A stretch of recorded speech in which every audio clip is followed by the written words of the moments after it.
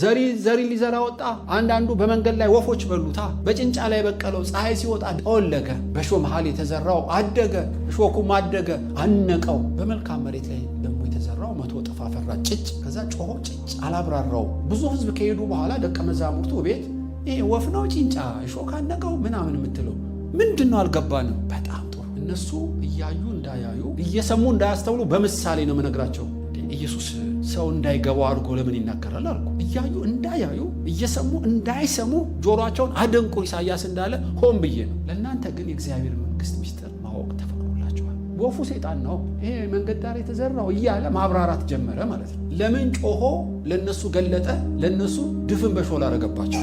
የሰው ልጆችን አይወድምን? የመጣው ስለ ሰው አይደለምን? እንዳይገባቸው በምሳሌ ለምን ተናገረ ብዬ ሳስብ በጣም የገረመኝ ለካ በምሳሌ የተናገረው ጸጋ ማሳያ ነው። ለምንድን ነው ጸጋ ማሳያ? የተራበ የተጠማ የጓጓ ይጠይቃላ። እንደ ሐዋርያቱ ምንድን ነው ወፍና ጭንጫ ያልከው ይላል። ዝም ብሎ እንደ ዘፈን እንደ አዝማሪ ለመዝናናት የሚሰማስ አይጠይቅም። ሁሉ መሃል ድንገት ነገርኳቸው። የተራበውና ያልተራበውን ለመክፈል ነዋ። የተጠማውና ያልተጠማውን ለማወቅ ነዋ። እናንተ እኮ ስለተጠማችሁ ስለ ጓጓችሁን የጠየቃችሁኝ፣ እነሱስ ስላልተራቡ ነው። ስለዚህ ሰውን ለሁለት ለመክፈል ብዬ ነው። ሁለተኛው ምክንያቴ ብዙ ከተሰጠው ብዙ ይጠየቃላ። ባልተራበ ልብ ባልተጠማ ልብ ሚስጥር ብነግራቸው ብዙ ይጠየቃሉ።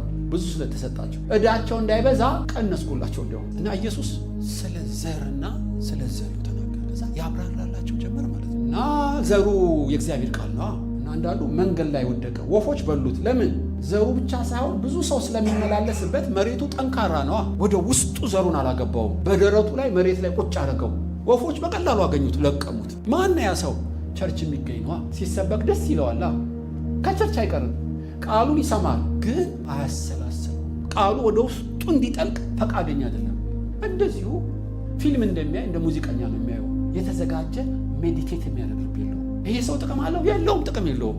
1000 ዓመት ቢመላለስ ፍሬ ያፈራል። ሁለተኛው ደግሞ ጠፍጣፋ አለት ጭንጫ ላይ በቀለ እና ወዲያው በቀለ። ለምን? አፈር አለዋ። ስር ግን አልሰደደም። እና ፀሐይ በወጣ ጊዜ ፀሐይ እኮ ለማብቀል ነው ፀሐይ የሚወጣው። አንዳንዱን ያጠወልገዋል፣ አንዳንዱን ያለመልመዋል። ፀሐይ ስር ስለሌለው በሰማው ቃል ፈተና ሲመጣበት የሚሰናከል ነው። ጥቅም አለው? ጥቅም የለውም። ለጊዜው የማይረሳ ይመስላል። ጥቅሱን ይነግርሃል፣ ርዕሱን ይነግርሃል። ግን በጣም ሜዲቴት ስለማያደርገው ፈተና የመጣለት አታገኘው። ተው፣ ጥቅም የለውም አላቸው።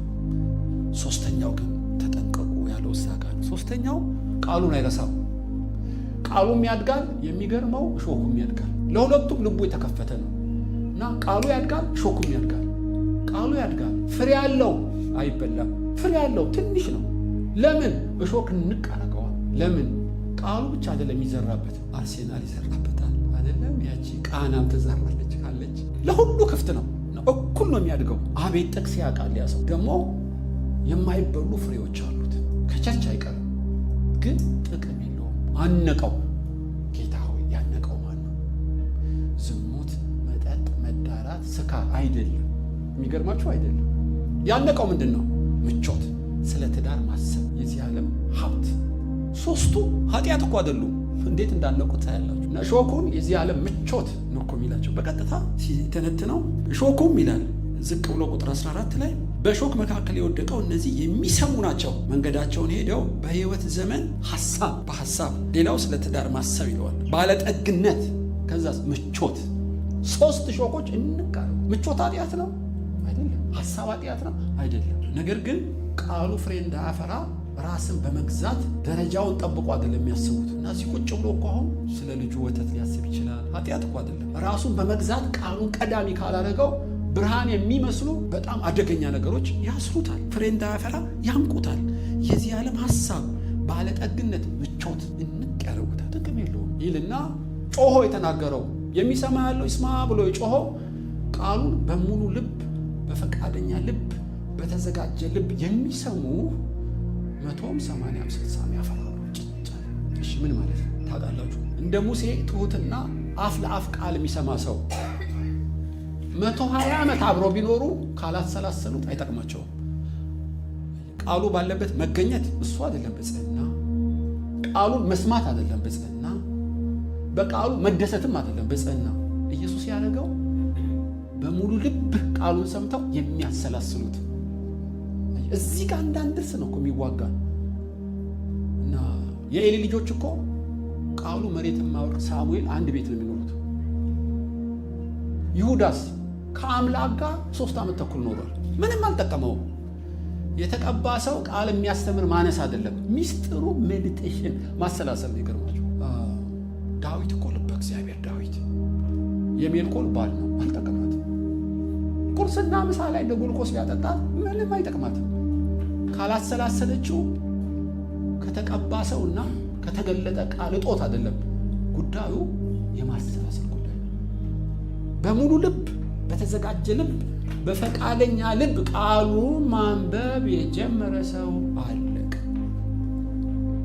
እንደ ኑግ ዘይት ነው እግዚአብሔር ቃል ባህሪ።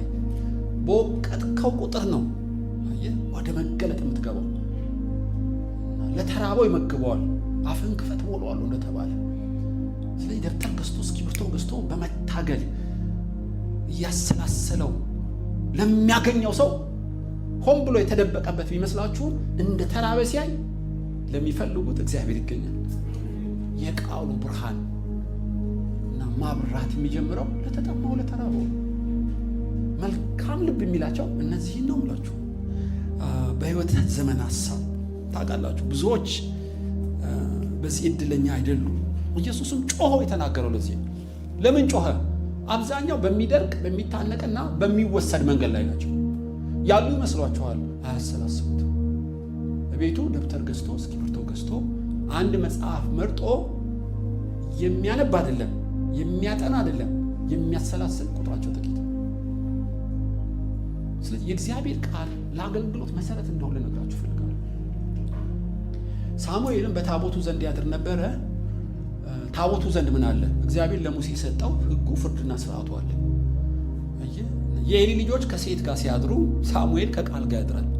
ምንም ትንቢት መናገር ልትናገሩ አትወድቁ። ይሄ ልጅ ይምሽንጋ እንጂ አገልጋይ ይሆናል ማለት ትችላላችሁ። ለምን? ዛሬ በልጅነት የጠጣው ቃል ውሎ አድሮ ከአፉ መሬት የማይወድቅ ቃል ይሆናል ማለት ነው። በልቤም በነፍሴም ያለ የታመነ ካህን የተባለው ለሱ ወይ ለሳዶቅ ይመስለኛል፣ ለሳሙኤል ይመስለኛል። ቃሉ መሬት አይወድቅም። እግዚአብሔር ከሱ ጋር ነበረ። ከዳን እስከ ቤርሳቤ የታወቀ ነብይ ሆነ። በሳሙኤል ዘመን ፍልስጤሞች ተተናክሎ አያውቁም ይላል። እና ይሄ ሰው ምን አይነት ሰው ነው ላሉ አስገራሚ ነው። እና ቀንና ሌሊት ቃሉ ያሰላስለው ነበር ማለት ነው። እና ልጄ ኢያሱ 41 ነገስታት ከፊት አሉ፣ አትደንግጥ። ዛሬ ማታ መሞቴ ነው፣ አትደንግጥ። አንድ ሚስጥር አባታዊ ኑዛዜ ያለኝ። ምንድን ነው ምክር አባቴ? እድሜ እንዲረዝም ትፈልጋለህ? የምታደርገው እንዲከናወንልህ ትፈልጋለህ? ጠላቶች በሙሉ ምሽቅ እንዲሉ ትፈልጋለህ? በል ወታደር መልምልና ጦር ስልት እኔ እመክርሃለሁ አልልህም። አንድ የመጨረሻ ኑዛዜ ልንገርህ። እግዚአብሔር የሰጠኝን ቃሌን ማጥናት ማሰላሰል ከጀመርክ የምታደርገው ሁሉ ይከናወንልሃል።